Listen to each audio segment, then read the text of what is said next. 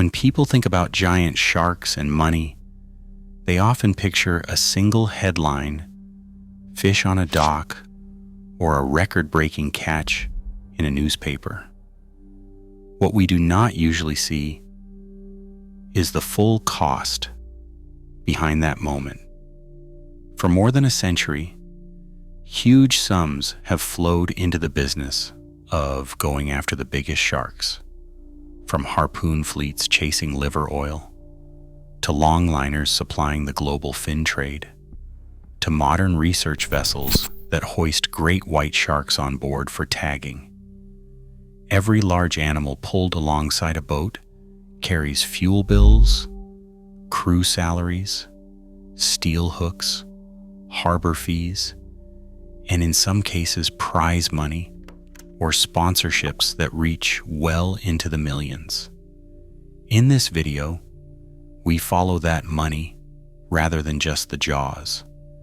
We will look at 7 of the most expensive kinds of giant shark fishing operations ever run. From historic industries that drove species toward collapse, to present-day projects that spend vast budgets to keep sharks alive and tell us where they go. Together, they show how much humans are willing to pay to control, consume, or simply touch the lives of the largest fish in the sea. One of the earliest and most costly giant shark operations centered on the basking shark in the North Atlantic. This huge, slow-moving filter feeder, the second largest fish on Earth, once gathered in large groups off the coasts of Norway, Scotland, and Ireland. For a long time, its liver was the main attraction. The liver is enormous and rich in oil, which was used for lamps, leather treatment, industry, and later for vitamins and cosmetics. In the middle of the 20th century, specialized fleets with harpoon guns and heavy winches set out each season to find and process these sharks. Governments and companies invested in dedicated boats, shore stations, and oil factories, because a single large basking shark could be worth a great deal once the liver was rendered and sold. Over several decades, tens of thousands of sharks were taken from European waters. The fleet became an expensive, tightly organized machine built around one huge animal, and it helped drive local populations of basking sharks into steep decline. The second operation on this list is not a single harbor or one fleet, but a worldwide system built around shark fins. Over many decades, longline vessels and other boats have set thousands of hooks across the open ocean, catching large sharks alongside tunas and swordfish, then keeping the fins as the most valuable part. At trade hubs, those dried fins add up to a business worth roughly $400 million to over $500 million every year, and some analyses put the wider fin market as high as about $1.2 billion annually. Individual fins are valuable too. Retail prices of around $400 per kilogram are reported for high-grade fins, and very large trophy fins from species like whale sharks or basking sharks have been known to sell for $10,000 to $20,000 each. Behind every box of fins are the costs of steel hooks, kilometers of line, fuel for weeks at sea, and wages for crews working far from shore. No single company runs this. It is a loose global operation made up of many fleets feeding one expensive market, and it has become one of the most costly and damaging shark fisheries in history, with giant species among those paying the highest price. The third operation on this list is a large mixed fishery off the southeastern coast of the United States, where giant sharks were once an important part of a very expensive system. In the mid-1990s, total landings from this region added up to around 800,000 tons of fish a year, with a combined dockside value close to $900 million annually. And sharks were one of the targeted groups inside that total. Longline vessels and other large boats headed out after species such as sandbar sharks, dusky sharks, and other big coastal animals, often alongside tunas and swordfish. Each trip meant tens of thousands of dollars in fuel, bait, ice, and crew wages, with individual boats worth hundreds of thousands of dollars each, and whole fleets representing investments in the tens of millions. The money did not stop at the harbor. Processing plants, transport companies, and export traders all took a share. As concern over overfishing grew, new rules and quotas reduced the allowed shark catch and pushed some of that effort away from the largest, slowest growing species. But for many years, this mixed fishery was one of the most valuable shark catching operations in the world. The fourth operation on this list is a modern one that does not aim to land sharks at all, but still spends serious money catching them. This is the world of big-budget great white tagging, with projects like those run from the O.C. Arch research vessel. To turn a former crab boat into a dedicated shark platform, the group raised the funds to refit it with a custom hydraulic lift, a large tagging deck and lab space, an investment that ran into the millions of dollars before the first shark was even caught and released. Individual expeditions are not cheap either.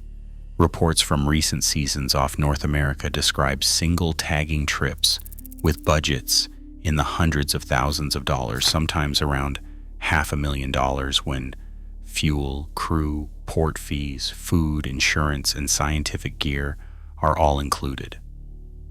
Spread across only a handful of large sharks per trip, that can work out to tens of thousands of dollars spent per animal brought briefly on deck. On top of that come long-term costs, such as satellite tags, data analysis, outreach, and plans for permanent research centers on shore. This kind of operation treats giant sharks as living capital, investing large sums up front in the hope of earning something less tangible in return. Detailed maps of where these animals travel and how we might protect them. The fifth operation on this list lives in the world of high-end sport fishing charters that specialize in catching giant sharks. Instead of just watching from a cage, guests pay to hook large makos, threshers, or other big sharks on heavy rods, often on a catch and release basis. A single private charter for a full day offshore can cost several $1,000s. And when a boat is fully booked across a busy season, the total income can climb into the hundreds of thousands of dollars for one vessel. To offer that experience, owners invest heavily in fast, seaworthy boats, twin engines, electronics, safety gear, and custom fighting chairs, with each boat often worth many hundreds of thousands of dollars on its own. On top of that come fuel bills, insurance, harbor fees, tackle and crew wages, which can add tens of thousands of dollars more every year. All of that money is built around the moment, when a very large shark takes the bait and bends the rod, turning one brief fight on the line into the center of a business worth serious sums. The sixth operation on this list is the world of big money shark tournaments, where teams spend large sums on a single weekend in the hope of bringing the heaviest giant shark to the dock. Along parts of the east coast of the United States, events have offered prize pools of $100,000 to $200,000 or more, once side pots and optional jackpots are included. To enter, crews pay fees that can run into the thousands of dollars per boat, and they still have to cover fuel, bait, ice, tackle, and slip fees on top of that. Many of the boats themselves are high-powered sport fishing yachts, worth several $100,000, and some top-end vessels cost well over $1 million, all built and equipped to reach offshore grounds quickly and fight large sharks such as makos and threshers on heavy tackle. For a successful team, landing a winning shark can mean a payout that covers much of their season. For everyone else, the money is simply spent in pursuit of that one moment on the scale. In recent years, public concern about shark conservation has pushed some tournaments to change their rules, shift to tag and release categories, or limit which species can be brought to the weigh station. But the amounts of money involved still make these events some of the most expensive recreational shark fishing operations on the planet. The seventh operation on this list sits behind shop windows and brand labels rather than harbors and docks. This is the global shark liver oil supply chain, which feeds the market for squalene used in supplements and cosmetics.